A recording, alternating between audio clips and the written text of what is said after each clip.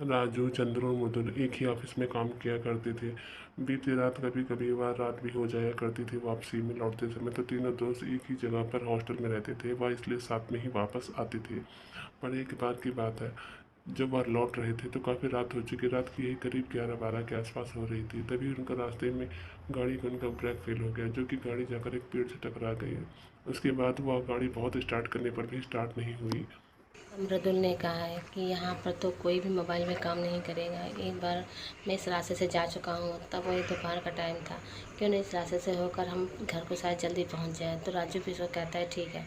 राजू, मृदुल और चंद्रू उसी रास्ते से निकल चलते हैं। कार को वहीं पर छोड़ देते हैं। कार रास्ते में चलते चलते जंगल में उन्हें तरह तरह की आवाज़ें आती है, परंतु वह बिना डरे चलते रहते हैं। तभी मृदुल को बहुत तेज़ आवाज़ आती है किसी चीज़ की चीखने की। वह पलट कर देखता है, पीछे कोई नहीं होता है। काफ़ी रात हो चुकी थी, बहुत ज़्यादा घना जंगल था। राजू कहता है कि आज जल्दी जल्दी चलो, यहाँ पर आवाज़ मत करना, क्योंकि दिन के समय तो यहाँ पर कोई बात नहीं, पर रात में कभी कभी कुछ घटनाएं सुनने को मिली हैं। मृदुल कहता है कैसी घटनाएं? राजू कहता है फिर घर चलते हैं, फिर हम तुझे बताएंगे। फिर तीनों दोस्त चलने लगते हैं। तभी उन्हें कुछ दिखाई देता है। मृदुल कहता है देखो सामने कुछ है। राजू कहता है कहाँ? वो दोनों देखते हैं। तभी उन्हें कुछ दूरी पर एक अजीब से आकार का कुछ दिखाई देता है। राजू कहता है यार साफ दिखाई नहीं दे रहा है, तो क्यों ना हम दूसरे रास्ते से चलते हैं। मृदुल कहता है नहीं यार, चल के आगे देखते हैं वो क्या है। आखिर इतनी रात में मैं यहाँ से कई बार गई हूँ, पर मैंने ऐसी अजीब चीज़ कभी नहीं देखी। मैंने इसके बारे में बहुत कुछ सुन रखा है, पर चूँकि मैं 1-2 बार दोपहर में गया हूँ, तो मैंने कभी इतना राजू, चंद्रू और मृदुल दोनों साथ साथ तीनों साथ साथ में चलने लगते हैं। बहुत ज़्यादा जंगल में रहता है। वहाँ से चंद्रू आगे आगे चलता रहता है। राजू कहता है पीछे से रुक जाओ। चंद्रू लेकिन आगे बढ़ता ही चलता रहता है। आगे जाने पर राजू को कुछ दिखाई देता है। तभी चंद्रू को भी आवाज़ देता है धीमी आवाज़ में, चंद्रू जल्दी आओ, मृदुल जल्दी आओ। तब तीनों दोस्त देखते हैं आगे जाकर कि वहाँ पर कुछ अंधेरे में कुछ दिखाई दे रहा है। वो काफ़ी डर जाते हैं। चंद्रू कहता है तुम अभी यहाँ से निकल रहे हैं। राजू फिर भी नहीं मानता, वो चलते रहता है। वो कहता नहीं रुक, हम तुम्हें घूमने चल रहे हैं। वो हाथ से कुछ सामान निकालता है। तभी उन्हें आगे दिखाई तभी देता है आगे दो उन्हें सींग अजीब वाला सा व्यक्ति, कोई जानवर जो कम कि से 2 कम पैरों पर 8-10 खड़ा फीट का था, लंबा कुछ व्यक्ति पकड़ा था। हुआ था।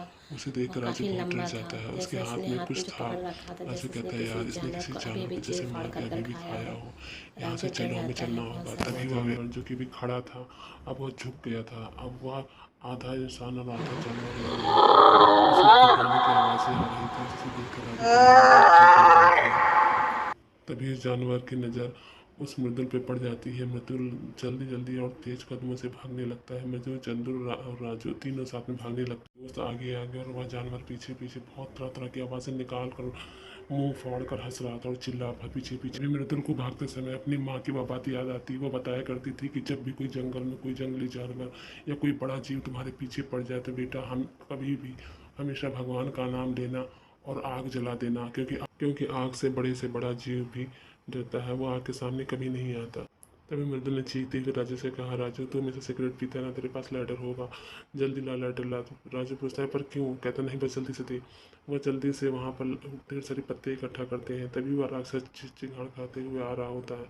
थोड़ी दूरी पर रह जाता है। तभी राजू उसमें आग लगा देता है। वह इतना डर जाता है कि वह एक पेड़ पर चढ़ जाता है और राजू को तब सांस में सांस आती है। मृदुल कहता है कि मेरी माँ ने मुझे बताया था, पर ज़्यादा देर हम यहाँ नहीं रुक सकते, क्योंकि ये आग भी ज़्यादा देर तक नहीं जलने वाली है, या फिर हमें पत्ते इकट्ठा करने पड़ेंगे। सबके सब तीनों दोस्त पत्ते इकट्ठा करने में लग जाते हैं।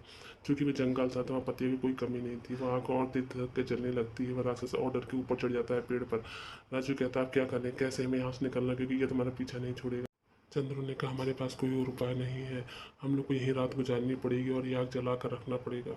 फिर तीनों दोस्त मिलकर आग को और बढ़ाते हैं, जिससे थोड़ी देर बाद वह देखते हैं कि वह जंगली जानवर वो जो भी कुछ था वो वहाँ से जा चुका था। राजू को सांस में सांस है। मृदुल ने राजू से कहा यार आज के बाद हम कभी जंगल से नहीं आएंगे, बस रात भर किसी तरह कट जाए। फिर राजू, थोड़ी देर में राजू को नींद आने लगती है। राजू सो जाता है। मृदुल फिर भी जगता रहता है। उसे अपनी माँ की कही हुई बात याद होती है कि आग जलती रहनी चाहिए। वह आग को और बढ़ाता रहता है। किसी तरीके से रात कट जाती है और वह सुबह होती। तभी मृदुल को महसूस होता है उसके पीछे कोई खड़ा है। वह डर की वजह से अपने पीछे सर भी नहीं घुमा पाता, परंतु चूंकि अब उसे बहुत सारा डर लगने लगा तो वो पीछे पलट के देखता है। लेकिन ये क्या, ये कोई और नहीं चंद्रू था। चंद्रू चंद्रू को देखकर मृदुल बहुत नाराज़ होता है कि यार तूने क्या। मृदुल कहता है मेरी तो सांसें निकल गई थी। चंद्रू कहता है डरने की ज़रूरत नहीं है, अब देखो काफ़ी सुबह हो चुकी है, चलो हम लोग चलते हैं। फिर तीनों दोस्त उठकर वहाँ से चलने लगते हैं। चंद्रू ने फ़ोन सुबह होते ही सारी बात अपने बॉस को कॉल करके बता दी होती है, तो उसके बॉस ने उन्हें लेने के लिए उस जंगल में कार को भेज दिया था। चंद्रू अभी भी आग जलाकर रख रहा था, बार बार पत्ते इकट्ठा कर रहा था। उसे अभी भी रात की बात भूली नहीं थी, वह अभी भी उस जानवर को लेकर बहुत खौफजदा था। तभी चंद्रू के मोबाइल पर एक मैसेज आता है कि बाहर निकलो, सड़क पर कार खड़ी है। तब तीनों के सांस में सहारा हुआ राजू, चंद्रू और मृदुल तीनों ही कार में बैठते हैं। उन्हें फिर से पीछे से उस जानवर के चीखने की चिल्लाने की आवाज़ आने लगती है। राजू बड़ी बड़ी आंखें करके देखने लगता है, उसे कुछ दिखाई नहीं देता है। तभी ड्राइवर कार स्टार्ट करता है और तीनों ही निकल चुके। और कार तेजी से चलाकर उस जंगल से जल्द उस कार को निकाल लेता है। तब तीनों के सांस में सांस आ तीनों की जान तो बच गई थी, लेकिन वो इस वाक्य को शायद कभी भी नहीं भूल पाएंगे। चंद्र, मृदुल और राजू आपस में एक दूसरे को देख कर मुस्कुराते हैं और वह अपने घर पहुंचने को होते हैं।